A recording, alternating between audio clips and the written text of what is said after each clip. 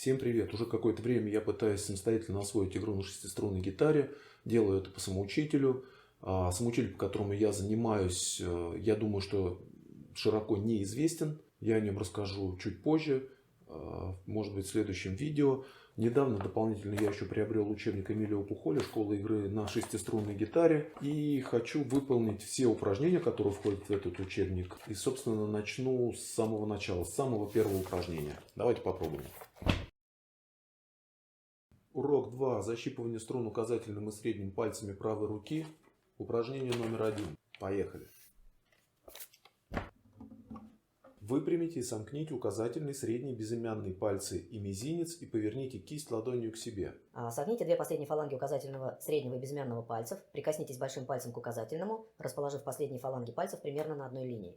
Поверните кисть от себя, согните ее в запястье и поставьте в положение, описанное в первой части, так чтобы запястье образовало мостик над декой, а кончики пальцев касались первой струны над краем розетки. Поставьте большой палец параллельно ладам, слегка касаясь им указательного пальца.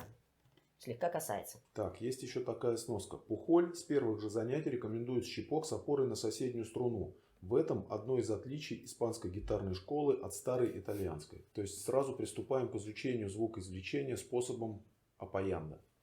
Немного изучив тему из открытых источников, я выяснил, что есть два способа постановки правой руки. Первый классический способ — это когда рука расслаблена, кладется на обечайку где-то посередине между локтем и запястьем.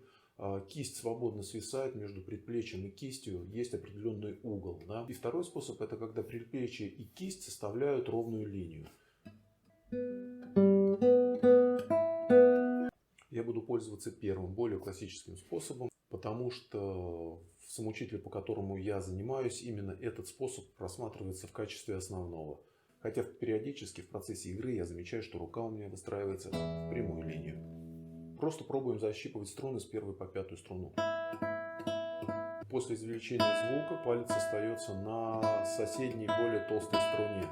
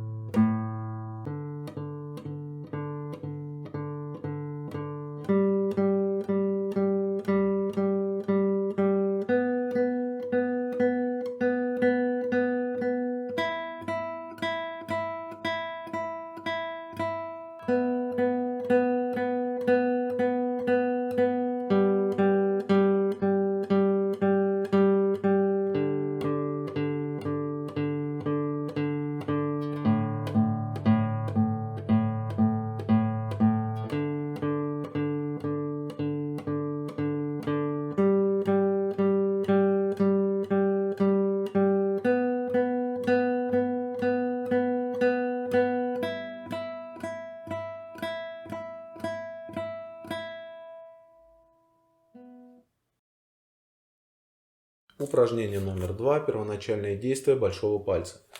Как только рука примет положение, описанное в предыдущем уроке, большой палец надо отставить в сторону с тем, чтобы поместить его на струну, которую он должен защипнуть. Струна защипывается в направлении к соседней, более высокой струне, не задевая последней. При этом движении должен действовать второй сустав, чтобы изолировать усилия последней фаланги. После защипывания струны большой палец останавливается, скрестившись с указательным пальцем. Поехали.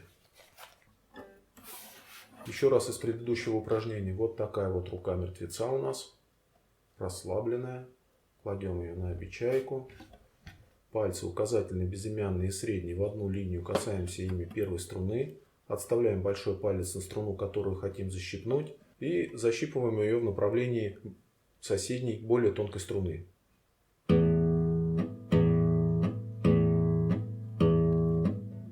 Работает вот этот сустав.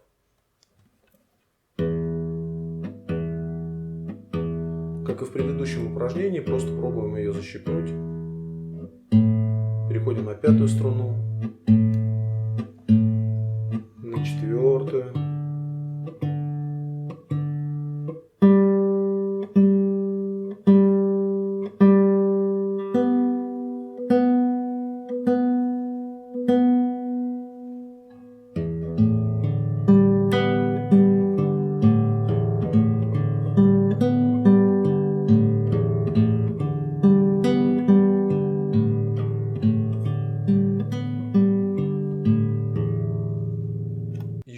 очень важное замечание. Я не преподаватель, не учитель и не репетитор по музыке. Поэтому, если вы занимаетесь с репетитором, конечно же, слушайте его, а не меня. Здесь я сам пытаюсь научиться играть на гитаре, просто я делаю это самостоятельно, по самоучителю, по каким-то доступным ресурсам из сети.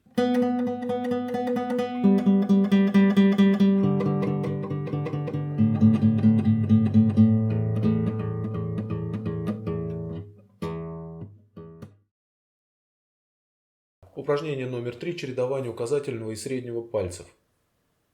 Постарайтесь научиться петь про себя извлекаемые звуки. Очень внимательно читайте примечания к каждому упражнению и учите упражнения наизусть. Это необходимо для концентрации усилий на достижении конечной цели, преодолении трудностей, встречающихся в упражнении. Помните наши рекомендации и не допускайте напряжения руки и пальцев. Пальцы должны сгибаться так, чтобы не нарушать устойчивое положение кисти. Щипок осуществляется за счет усилия последней фаланги.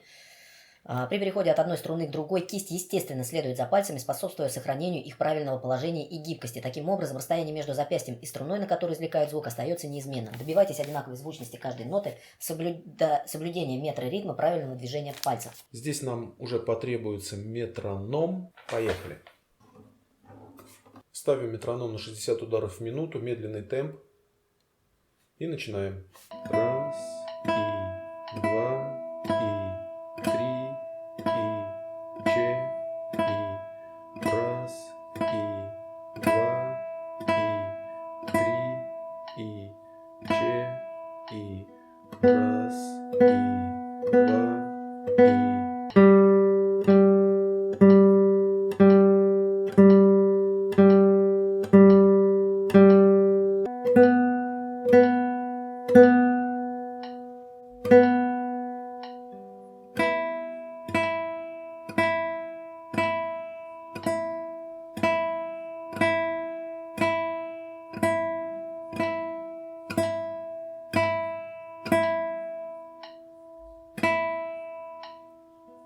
И еще один круг. Сложнее всего выполнять упражнения в медленном темпе почему-то.